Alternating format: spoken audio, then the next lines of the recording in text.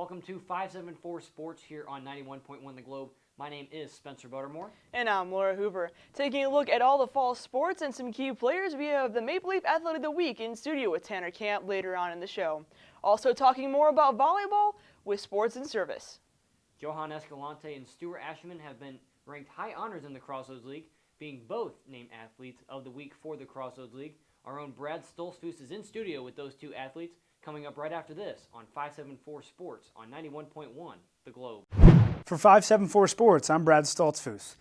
So who am I speaking here with today? Johan Escalante, third-year men's soccer player. And Stuart Ashman, I'm a freshman, men's soccer as well.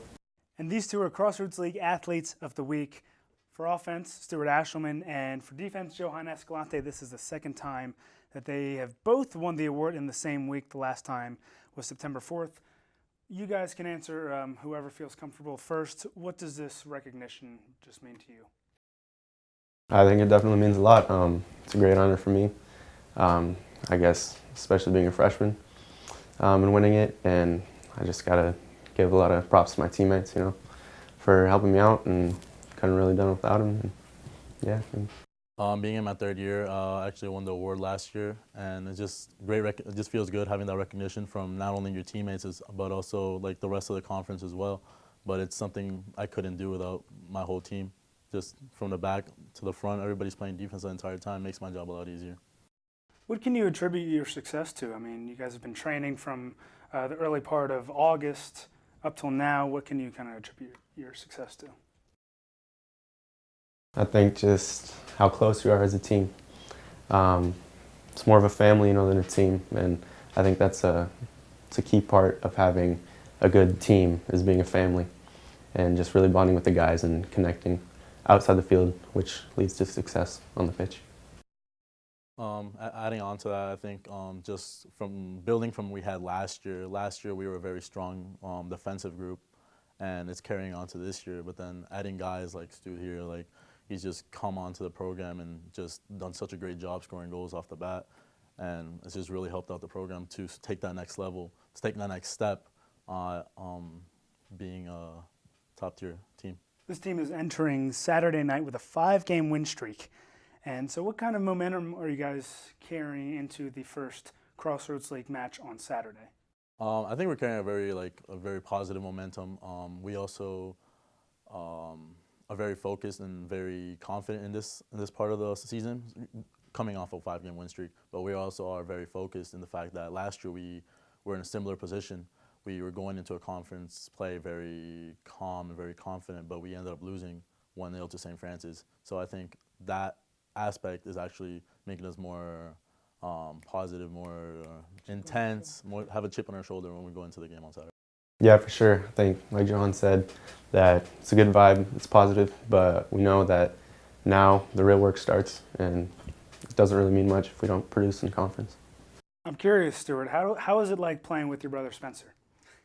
It's fun. I had 2 years with him in high school, and that was an interesting experience, and got a little taste of what it would be like to play in college, and just fun. He knows my runs. He just knows me a little bit more than all the other guys, obviously, so it's fun to be out there with him. Johan, I remember you saying in your freshman year, I should be the starter. And you were finally given your chance last year, now this year, and you've proven your success. So what's your confidence level at? What's your team's confidence level at as well for your Saturday night's home opener? My confidence is really high. I feel like the game has slowed down a lot for me. Just getting that experience and actually being on the field, I go onto the field with a lot more confidence than I used to. So I feel more comfortable with the ball at my feet, the ball in my hands, and I know that at least my teammates have told me that they feel comfortable with me in the back, and that gives me more confidence to play the level I know I can. Have you guys had a goal since day one of practice, and have you reached that goal? Have you met that goal? Is it yet to be reached? Actually, we sat down as a team and we set a lot of goals for ourselves. I think there's like a good 15, 20 goals, but then we keep breaking them as the season goes. I think we I don't know how to explain it, but we just keep breaking them, and then we have to keep setting more goals. And it's only half the season. We still have a whole another half of the season to go, so it's kind of impressive what we've done so far. Sounds good, guys. The men's soccer program hosts the University of St. Francis on Saturday. That begins at 7 o'clock. Thanks for your time, gentlemen. We'll step aside, and when we get back, Will and Spencer will be talking women's soccer. Here on 574 Sports, I'm Brad Stoltzfus. Welcome back to 574 Sports. My name is Spencer Buttermore. Alongside me, William Troyer joining us here in the studio. We're going to talk a little bit about the women's soccer team now. The team record right now, 3-4-1, so right around that 500 mark. They got that one tie earlier in the season. So, Will, you've been on the call for a few games here in the season. What have been some of the positives that you've seen coming from the team in their play thus far? So far in the season, they've had a 12.1 shot percentage, which is roughly 3% better than their opponents. The team is also taking a lot of corner kicks, which is giving them a lot of opportunities on the offensive side of the ball, so they're being very aggressive there. So the team right now is just one game under 500, 3-4-1, like I said earlier. So they're looking to get back to 500 as they get set to enter conference play on Saturday. So you talked a little bit about the positives. What's something that the team can improve on as they get set for the conference season? Well, sometimes on the offensive side, they are too aggressive. They've been called 25 times for offsides, which does hurt them, but it's good to see they're aggressive. And the scoring has mainly come from Talia Borum with 6 goals. As they continue to play, they're going to need some other people to step up on the offensive side to score some more goals. So stay on side and get the offensive going, but don't be too aggressive. So on Saturday, the Leafs get set to take on, they get to start Crossroads League play as they're going to be taking on the Huntington Foresters. That will be a home game. So in this matchup, what does Goshen need to be aware of coming from the Huntington Foresters? They're going to have to shut the Foresters down on the defensive side. The Foresters are led by Mattia Knipsel with 10 goals on the season. They're outscoring their opponents 21-10 on the offensive side. So I would look for this to be a real defensive battle for Goshen to be able to hang in this game. So the game against the Foresters is set for a 4 o'clock kickoff. Coverage can be heard right here on 91.1 The Globe. Andrew Snyder and Tanner Camp are going to be on the call for that game. Right now we're going to take a quick timeout, but when we come back, Tanner Camp is in studio with the Maple Leaf Athlete of the Week right here on 574 Sports on 91.1 The Globe. Back here in 574 Sports, my name is Tanner Camp. I'm here with senior tennis star Aretha Versinha, and he has been named this week's Maple Leaf Athlete of the Week. First off, congratulations again for that. So how does it feel to be this week's Maple Leaf Athlete of the Week? It actually feels very good. It was actually very unexpected because I'm actually going through a wrist injury, and I was fighting all my matches and I was able to win 3 out of the 4 matches, and that's the reason that I got the Athlete of the Week. So I'm very proud of myself for fighting hard and giving my best for the team. So yeah, it actually feels good to be the Athlete of the Week. Definitely. Talking about for you personally, you had to kind of come back from some struggles. So what have you done both for this season and last season? What have you done to prepare, knowing this is your final season of tennis here at Goshen? I actually was working really hard off season. I was back home in Sri Lanka for the summer, and I was playing some tennis, but I think I should have done a little more better, like playing more tennis during the week. But I came back to Goshen for the last week of summer, and I started playing a lot. And when we started preseason, I was working on things that I needed to, and working some of my ground strokes and some volleys. And I think when season started, my goal was just to give my best for the team and work with the team and work towards one goal, which is to win the conference. Definitely. That's really good stuff, and obviously it shows on the court as well. So we talked about you a little bit, what you've done. What would you say, or how would you say that this team this year is doing so far in the season, record-wise, just attitude towards each match? What would you say, how would you say that the team has been doing this season? Right now, our record is at 5-3 conference, and I think the whole team is actually putting a lot of effort into it, and we all are focused. And our main goal is to win this conference, and we are fighting really hard, and I could see that from all the team players. Even our bottom lineup, they're like helping all the team players just to be together and work towards this one goal that we have. I think for the future matches, we just need to focus a lot and give our best, and that's all we can give, and see what happens. That's great to hear. So again, you talked about the team in general. You are really focused, and your goal is to win Crossroads. Is that the team's ultimate? Is that the team's ultimate goal for this season? Yes, I would say so, because there are a few juniors in the team, and they know that next year they're going to be in the same position as I am. So they're going to give their best and see what's it going to be like. Giving their best and how the conference is going to go. So I think everyone is working towards fighting really hard during the season and giving their best at the matches. That's great, and I understand that, that team, and it seems like the whole team is putting in that effort, as I've seen a few times during some matches. And finally, what has been your favorite moment so far this season, either on or off the court, just in general? And then what are you most looking forward to at this point in the season?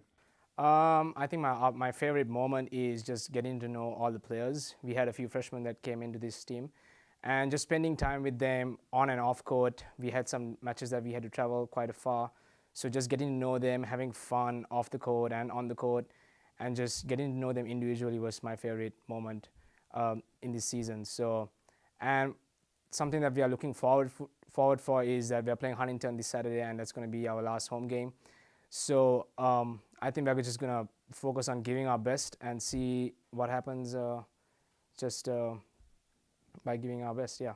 Should be lots of fun. I know you're really looking forward to that. Any final comments, thoughts, inspirational quotes that you want to give for us? I just think just a shout out to all the tennis players out there. Just give your best, fight hard, and just fight till the end. And we're just going to hope for the best, and let's see how it goes. Good stuff. Once again, thank you, Aretha, and congratulations on winning Maple Leaf Athlete of the Week. We're going to take a quick break, and when we come back, me and Laura Hoover will be talking about some volleyball here on 574 Sports. Back here on 574 Sports, we talk volleyball. Tanner, it wasn't really until the Taylor game, first half of the season a few weeks ago, that we really saw a turning point in the Maple Leaf defense and offense and just the style of play. Yeah, well, it's been really different. I know Coach Jim Ruthier, he had some big emphasis points for the Maple Leafs, and part of that was the idea that they always play really well in the first set or in the second set, but then as the game goes on, they start losing some energy or losing some momentum, and they don't play as well in the later sets when it matters really most. But in that Taylor game, they really fought, especially in that fourth set when it ended up that the Maple Leafs won that and the set 32-30. So this shows that the Maple Leafs can play when it gets to those close ones, but they've got to stay consistent with that to produce a few more wins. Yeah, we're talking a little bit more about that Taylor game. Taylor at that time was third in the Crossroads League. Goshen still at the bottom of the lead with an 0-6 record. So them beating Taylor really carried them against the Spring Arbor game, which again was away at Spring Arbor. And then this past week, they played up against Bethel, which they lost twice in a row to, and that will mark the end of the first half of their season going to the second half. What are we looking forward to next? Well, the big thing is that same point of emphasis, the idea that they've got to play really aggressive the entire game. They can't just rely on one set or rely on just two sets and expect to win that. As simple as this sounds, you got to play and win, 3 sets in order to win the game. Again, as simple as that may sound, it's true, and when they bring in bench players, they've got to stay motivated and they've got to keep up great energy, because when they make great plays out on the floor, it carries out through the bench and sometimes even the fans that come along, and they're really hard to stop when they have a lot of momentum on their side. Yeah, we saw 2 games actually go into 5 sets. So again, the energy and just the endurance be going into those 5 sets. Maple Leafs have really tried to go athletic style on this and just go out as hard as they can. And of course, again, Goshen at 2-7 right now in the league, 9-11 overall. They need to do some little bit of work going into the postseason, as we never too early to start looking at that. They're 9th in the league right now, and they're about to start the second half of conference play. And actually, starting conference play, they're actually going to have a break as they have an entire week off before coming back onto the court. And that's against Lawrence Tech University in October 6th, I believe. And going off of that, well, it's been a good year so far for the Maple Leafs, coming off of a pretty rough year last year. So as we turn our attention off of the courts and into sports service, well, we got Brendan Byers and Aaron Strock talking more about how they combine service and athletics in psychology. Yeah, so Brendan and I are both really passionate about psychology. We kind of geek out over psychology, which is something that we both really enjoy. The psychology department used to have a psychology club many years ago, but that kind of died out. So we were able to now, with Brandon and I assisting each other in that, we were able to really bring it back. And we're really excited, and we have a lot of cool events planned. Aaron and I both started the club because we're very interested in psychology. It's a passion for us. But it seems that, at least on campus, it's restricted to a lot of the majors and the minors. So Aaron and I both wanted to open this up to not only majors and minors on campus, but to all of GC students. We're doing a tour of the Elkhart County Jail, I believe next month or the month after. That date's not specifically set. We're doing multiple volunteering dates at MDC Goldenrod, Elkhart County Clubhouse, possibly Oaklawn. That one's still kind of up in the air. Aaron and I came up with this idea because we were looking for a chance to have the members of our club participate in volunteer work. And we do have another event lined up that's more hands-on volunteer, but we wanted to do something similar to a food drive. And we both came up with the idea of organizing this food drive so we could donate it to, it's going to be donated to the women's shelter in, I think, either Goshen or Elkhart.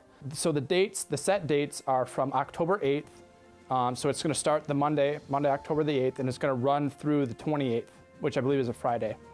So it's going to be a 2-3 week long event. And we're hoping to get participants from both the GC community and outside of the community for anybody who's coming to the volleyball games. That's why for our canned food drive, we wanted to bring the psychology club and the volleyball games together because we felt that was really important. And we struggled figuring out a way to bring psychology and sports together. So we were really excited when we finally figured out a way to bring those two together. So when those two came together, and then we finally figured out a way to bring service into it of donating the canned goods to, either the women's shelter or the Elkhart County Clubhouse, it kind of brought the whole triad together, and we're so excited about that. So we'll definitely be sending out information about the canned food drive soon. Again, in conjunction with the volleyball games is the food drive. Those dates, October 11th, 13th, and 14th. Come out and support the women's volleyball team and someone in need in the Goshen community. Lots of Goshen athletics happening on Saturday here. As we start off with the men and women's cross-country teams, they're going to be traveling down to Louisville, Kentucky to compete in the Louisville Sports Commission Cross-Country Classic starting at 11 o'clock. And of course, men and women's tennis teams are at home against Huntington University starting at 11 o'clock as well. And a doubleheader at home for the men and women's soccer teams. Women's soccer starts off today at 4 o'clock as they take on Huntington University. And then starting at 7 o'clock, the men's soccer team takes on the University of St. Francis. Join us again next week here on 574 Sports as we'll be back with you once again covering all of the Maple Leaf athletics in action for next week. Thanks for joining us here on 574 Sports on 91.1 The Globe.